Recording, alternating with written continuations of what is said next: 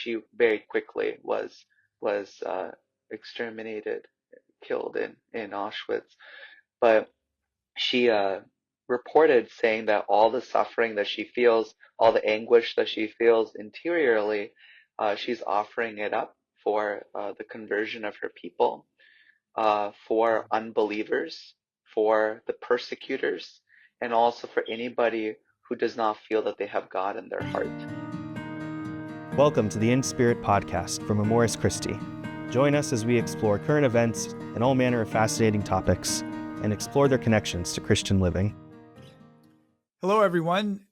It's great to have with us today Father Joby Joseph. He's going to be talking to us about Edith Stein and life lessons that we can learn from Edith Stein. Father Joby is, first of all, a good friend, and he's the assistant pastor of St. Mary's in Long Island and a priest of the Syro-Malabar Eparchy of Chicago. He's also the assistant vocations director for our eparchy. So it's really good to have him. But he also did his licentiate in Edith Stein, which is his licentiate in Sacred Theology. So he's kind of like a professional Edith Stein expert, I guess you could say. So it's great to have you, Father Joby. Thanks for being here with us. Father Thomas, appreciate it. All right. So Edith Stein is this fascinating figure from the modern era. And she gives us a lot to think about and a lot to learn from her life example. Could you maybe start by just telling us, I know you've had a long fascination with Edith Stein. How did that begin for you? Yeah, I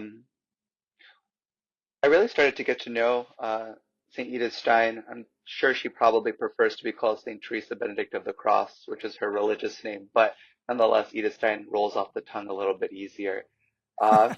Yes. But I learned a little bit more about her actually when I first started seminary. Unbeknownst to me, when I entered seminary, there was a requirement that we had to do some sort of like a master's thesis of some sort, right? And I was in philosophy, and I was a bit of a novice around philosophy and didn't know what would be the quote unquote the good or the safe places to go. And so around that time, I knew, all right, what I was going to do is I would just pick a saint who was a philosopher themselves and thought that would be safe. And my first semester itself, there were two young women who very, differently and independently had shared with me how they just recently read the Essays on Women by St. Edith Stein, and they really wished that every priest had read them and that it really spoke to their soul. It really spoke to who they were. It spoke to them in ways that helped them to understand and be able to integrate their femininity with their personhood. And so with all of that, I figured, well, maybe this is the invitation there, right? Like here is me who wants to be a Catholic priest. Here are these two women who said that this book was very instrumental in their journey. And then I also needed to do something for a master's thesis, so might as well. It checked off all the boxes. But then from then onward, it just became that Stein became a friend all throughout seminary and even into my priesthood. It didn't just stay with my time of philosophy. And Edith Stein was, as you kind of referenced right now, I mean, she was known certainly for her sanctity. I mean, that's what she's mainly known for among us. But even before that, even before she became Christian, Yeah. she was well known, right? Yeah. Actually, yeah, she was. She at her time, right, was somewhat unconventional and revolutionary. She was a woman who studied philosophy of all things, particularly an area of philosophy called phenomenology, under the great father of phenomenology, Edmund Husserl, in Freiburg. And so she studied there. She didn't initially think she was going to be a philosopher. She actually went in to study psychology. I was also a psychology major in undergrad, so there was a bit of a kinship that I later on figured out there. But whereas I continued on thinking there was nothing wrong with psychology, she realized that psychology was messed up by, so to speak, like the Kantian uh, ethic of in Germany. And so she kind of diverged from psychology and decided to study philosophy in order to really reclaim what is reality itself. That was more of the project of phenomenology at that time. Okay. Yeah. Yeah. So she saw some limitations with psychology. Do you know what those limitations were specifically? Yeah, I think it's much more like being so in your head, essentially. Like I think with Kant, right, Immanuel Kant, the big way that it affected psychology was that it was very much in your head. You couldn't really know reality itself, and so everything just became super subjective. You couldn't know reality or objective reality in itself, and ultimately it didn't matter. And so for Stein, that was very problematic because she, from very early on, was a seeker of truth, right? She really wanted to know what Wow. is true and really dedicate her life to the truth. And so because of that, psychology just wasn't cutting it for her. She had to ultimately go to an area, a discipline that was really seeking to know reality and truth in itself, which is what phenomenology was trying to do in that earlier part of the 20th century. And I guess phenomenology was the perfect place for her because I believe it does a great job of studying human experience, subjective experience, but at the same time, it tries to give it a deeper basis on some discovery of what's true. So it could satisfy that search for truth, but at the same time factor in the psychological phenomena, I guess. Right. Yeah, exactly. Yeah. Well, so as you've built this kinship with Edith Stein over these years and you've studied her, what have you taken away from her? What's inspired you about her life and her sainthood? Yeah. Well, a couple things. I think maybe kind of going on to her earlier life, like she's undoubtedly a very, very intelligent woman, far more intelligent than I can ever hope to be, I think, in this life. Um, she finished I think her PhD at the age of like 22. She was well versed in so many different languages.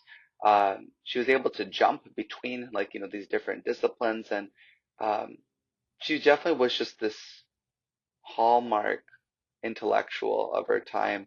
And because of these accidents of being a woman and being Jewish, ethnically Jewish, um, that really prevented her in her society to be able to advance in the academic circles, even though she had the esteem and the rapport of those said academics, right? Um, but I think what I really liked or enjoyed about her, at least in that earlier stage, is her unabashedly uh, very staunch dedication to the truth. As a teenager, I think I tell this a lot of times to like the youth at the parish that there's a lot of people who like fall away from the church and say, "Oh, I'm an atheist, I'm an agnostic, I don't believe in God." Well, Stein did the same thing.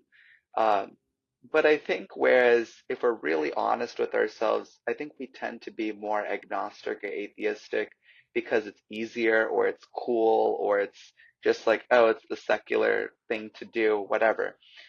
But Stein really did it because she had problems with really reconciling uh, her religious identity with herself, but that didn't mean that she was against it per se. She continues this journey to really discover what is truth, which leads her away from maybe the Jewish practices that she grew up in, um, into this sort of atheistic stage, but trying to seek truth in psychology and realizing that psychology as a discipline isn't actually the place where she's going to find truth. So then she goes to phenomenology and tries to find truth there. And This is something that I'm always grateful for in terms of being Catholic because I think although sometimes we don't do a good job of this within Catholicism, right? Sometimes we try to advocate for a kind of traditionalism which says, don't seek the truth. yeah, Like, stay with what you've been given, do that and practice that. Now, obviously, if we apply that as a universal principle for everyone, then no one would ever convert to Christianity or to Catholic faith, because everyone would then follow that principle. Oh, okay, well, this is the tradition I've been raised in. Whether that tradition is good, bad, whether it's flawed in different ways. But the beauty, I think, of being Catholic is that we actually encourage this seeking of truth for everyone. Yeah. Like even even if you are Catholic, you continue to seek. You never feel like, oh, I have it all already. I just have to keep doing whatever, And I think that's what you're saying is what you've admired in her is that she didn't become agnostic or atheist because she thought it was cool, and at the same time, she didn't just blindly accept everything that was given to her. She genuinely searched for what's true, right? Yeah. Yeah. 100%.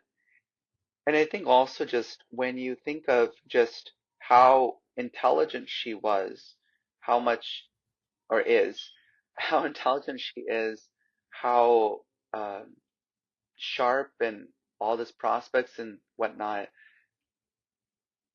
what convinces her to ultimately become Catholic is not a head game, right? It's not intellectual endeavors or anything of this sort. Actually, when Stein is asked why she became a baptized Christian, she responds with this phrase. I think it's somewhat cryptic, but actually quite beautiful.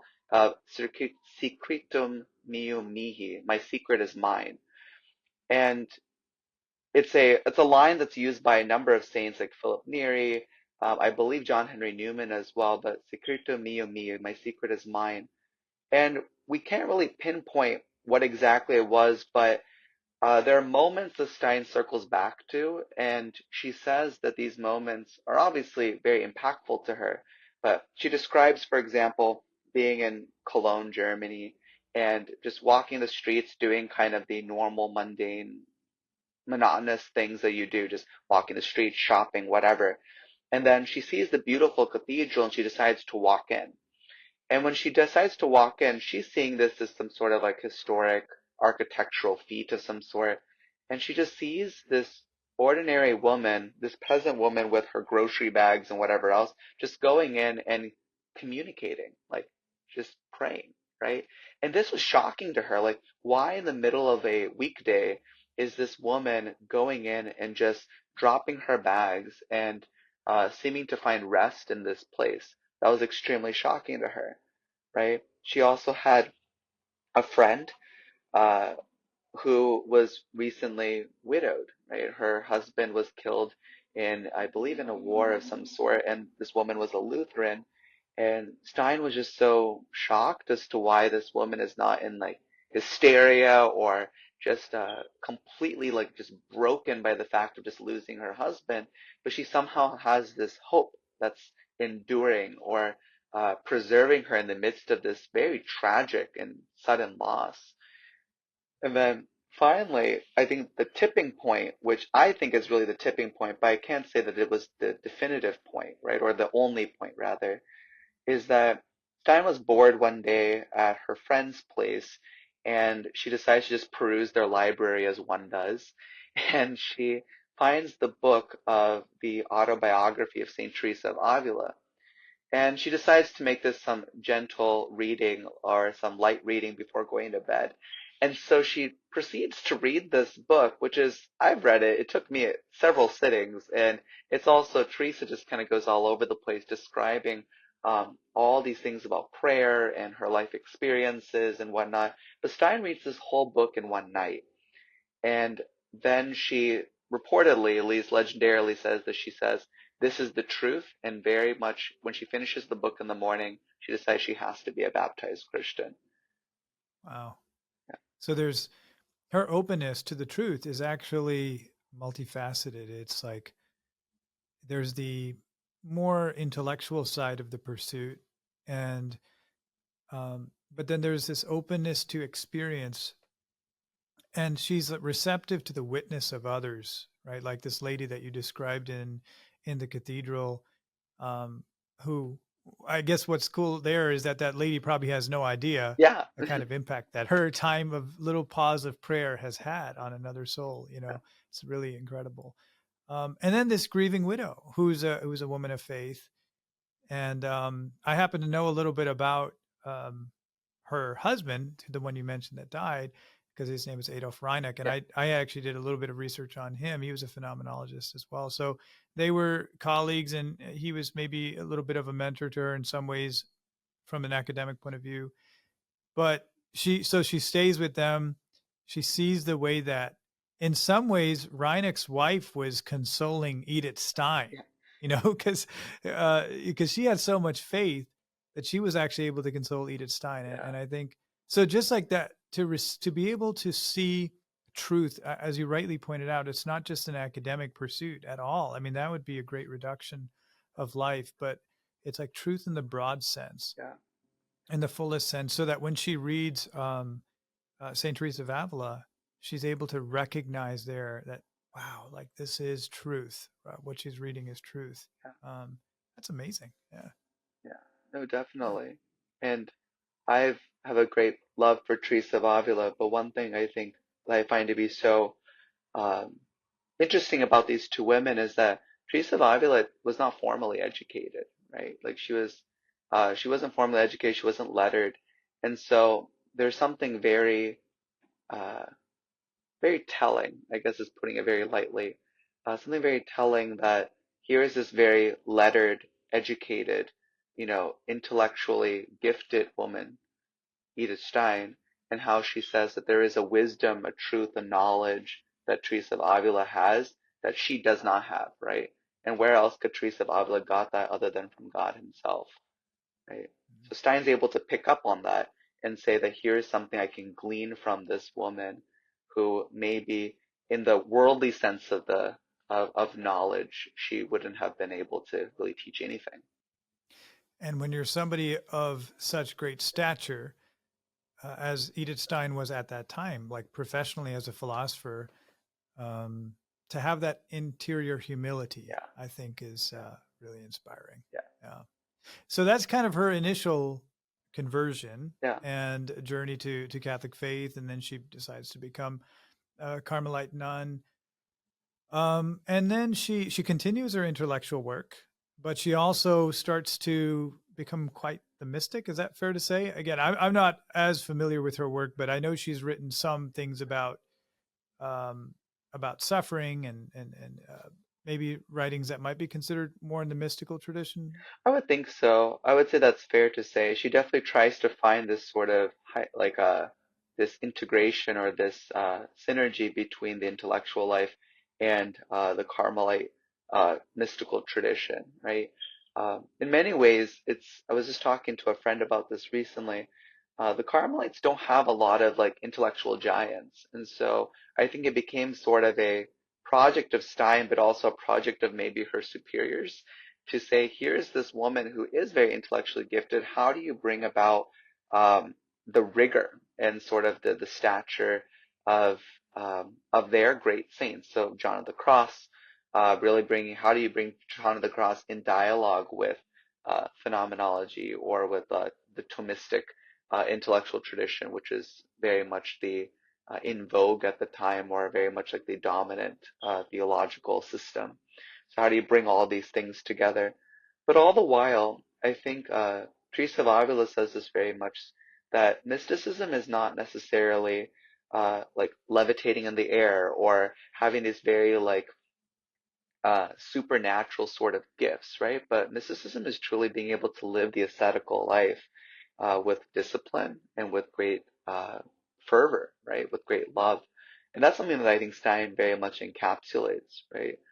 Um, I'm sure, as you could imagine, she was a much later vocation, that she didn't enter the Carmel until, I want to say, to like her like mid to late 30s, maybe even later, but definitely much later in life than her peers, right? Her peer novices. And so being an older woman and having to live the austerity of what that novitiate looks like, the manual labor, uh, the harsher living circumstances of whatnot, all these things for discipline purposes or for the mortification of the flesh, but she handled that, right? And meanwhile, this is a woman that could have been, or should have been rather, a professor at a very esteemed European institution, and yet here she is scrubbing the floors, right, of an old Carmel in Cologne. Uh, so Amazing, amazing. Yeah, I think I remember reading that because of how closely she worked with Husserl. like some of his publications were kind of put together by Edith Stein. Yeah. You know, I mean, Yeah. she would take his different works and then, you know, because he had that much confidence in her Yeah. ability and her understanding of what he was doing. So, yeah. So then when you think of her joining and becoming a novice, probably with people who are, I don't know how old they would be, Probably but like probably 18 or much something. younger than Yeah. her. Probably like half her age. Yeah. Right. And then having to practice obedience and simplicity of life and all of that. Pretty remarkable. Yeah. Right. So we know that she died in the concentration camp Yeah. in Auschwitz, In right? Auschwitz. Yeah. And there she and the church actually titled her a martyr Mhm. because she chose to die that way. She chose to remain kind of with her people.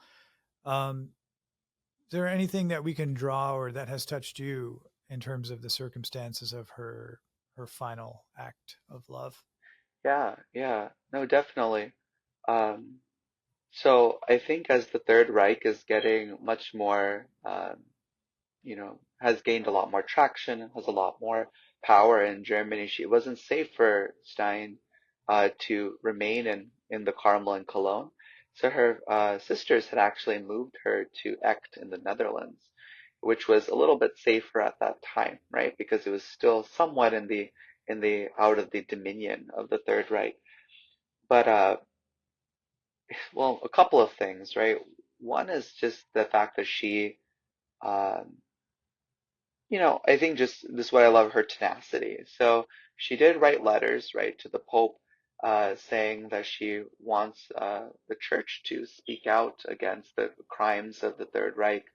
But, it was very much just being in between like a rock and a hard place, right? Because she wrote this letter. Surely the Pope did a number of things there as well to help alleviate the situation and speak out.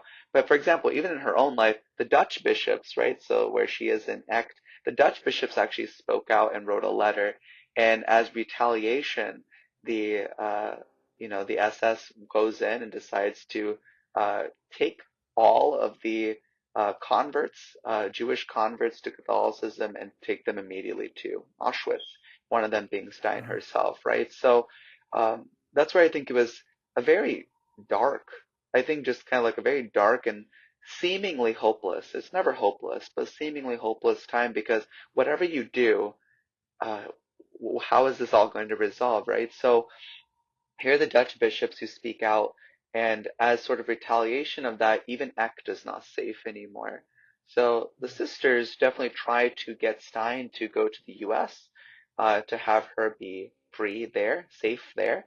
Um, but in her own spiritual way, her own interior way, she surrendered herself to being taken. And her somewhat cryptic line, I would say, uh, to her sister as the SS comes to the door and act as that it's time for us to go to our people, right? It's time for us to go to our people. And why I think that Stein, it is somewhat contentious, I guess, whether or not we could claim that she's a martyr, but I think where she is even if, yes, she died, and maybe she would have been killed regardless of what it is, but she died with a heroic virtue and really bringing hope and light into a place that's extremely dark. So yeah, she could have had an escape plan, but she chose not to. Um, I believe I've heard a story that she was writing one of her books, and she just, as the SS officers came to the door and told them like, "Oh, it's time for you to go," she just goes up and like finishes up the book really quickly, and then proceeds down. But that I'm not 100% sure, to be honest. But what I do know is that she has um, she wrote this book, or she was entitled this book, Life in the Jewish Family. And she wrote this book precisely to be able to convince people that uh, the Jewish people are just like you and me, right? And so she wrote this book, but it very cryptically ends, at least the English translation version just cryptically ends with, here's this part, and then it says, and then the book ends because Stein was taken, right, to the concentration camp, right? So just Wow. very abruptly how it ends. I believe it ends in 1917 is like, so obviously not even anywhere close to what her life was lived. But she goes, I uh, I digress. Oh, it's extraordinary. I mean, Yeah, I'm actually glad that you shared that story with us because it just makes it so real. yeah, Here's a woman who, I mean, she's become a Christian at this point, and she's probably free, and she's part of the convent, so she's probably somewhat safe, or she could be safe. She could escape using that route, yeah, go to the U.S. and save her life, which would be kind of the normal thing you do, especially like you said, when you live in such dark times.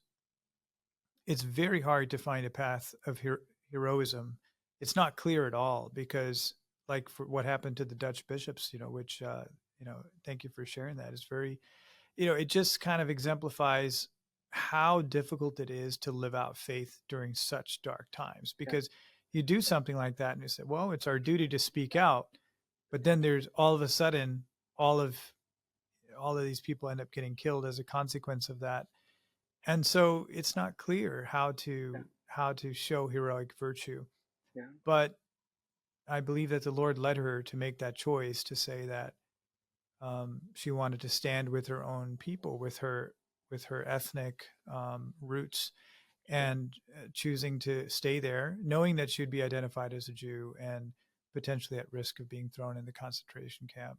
Um, yeah, it's extraordinary. sure.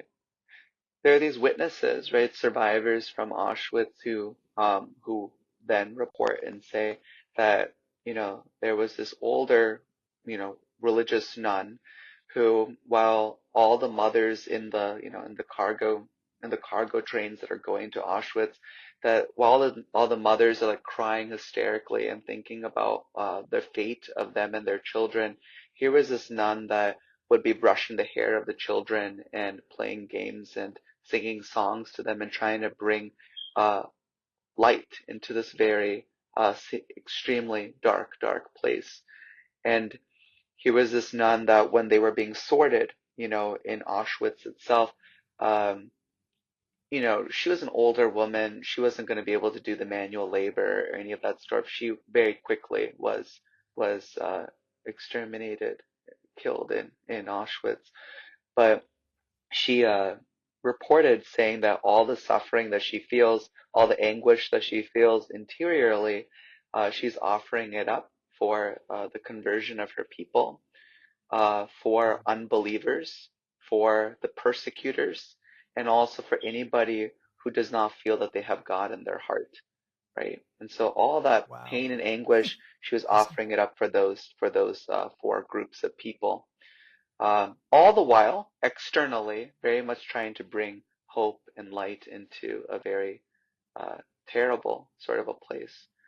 Um, so I think it's very fitting that here is this intellectually very gifted woman, but I think as Father Thomas, you mentioned, her notoriety for us is usually just this profound sanctity, this profound heroic virtue that she exudes. Um, and she's named, right, as one of the co-patrons of Europe. And I think right now, I wonder how often do we seek her intercession, because I'm sure her heavenly ministry is still praying for those groups of people, right?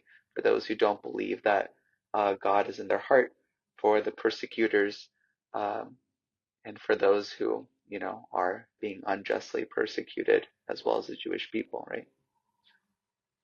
Yeah, and Father Joby, as you're saying all this, I'm thinking about perhaps many people who might be in a similar situation, like Edith Stein, in the sense that having a lot of success in the world, or at the threshold of a lot of success in the world, Yeah, and being very gifted and very talented in many ways, and then opening oneself up to this pursuit of truth, seeking truth genuinely, wherever that might take you. yeah, And certainly I'm sure she had no real idea of where it would take her in the end, but that humility of recognizing truth, being moved by truth, and allowing it to take you, not so that all of your gifts and all of that will be discarded, but quite the opposite, so that they'll actually like rise up in a sense to a whole nother level of being united with God and with his mission, and being united with love for the world and for all people. I feel like for anybody, for any of us today, that message can really speak to us. We're right where you started, which is just to have that humble openness to be moved by truth, and to be attentive to the voice of God wherever he might be calling us. Yeah, definitely. Yeah. So yeah, thank you for sharing this with us. It's been really insightful, and it's great to see your kind of very personal knowledge of some of these details of her life, which is beautiful to see. How about you leave us with what you might see as one key takeaway, one thing that we could all practice in our lives, or that we can be inspired by from the life of Edith Stein? Yeah, that's a loaded question. Very loaded Well, question. we don't try to make it easy on you. I guess. Well, perhaps maybe maybe a synthesis. It sounds maybe cliche, but sometimes cliches are the best, right? But Stein was always pursuing the truth. She had to come to a point in realizing that the truth is not an object, but it's a person. And when she realized that the truth was a person, that orients her entire life, right? Amazing. Yeah. Father Joby, thank you.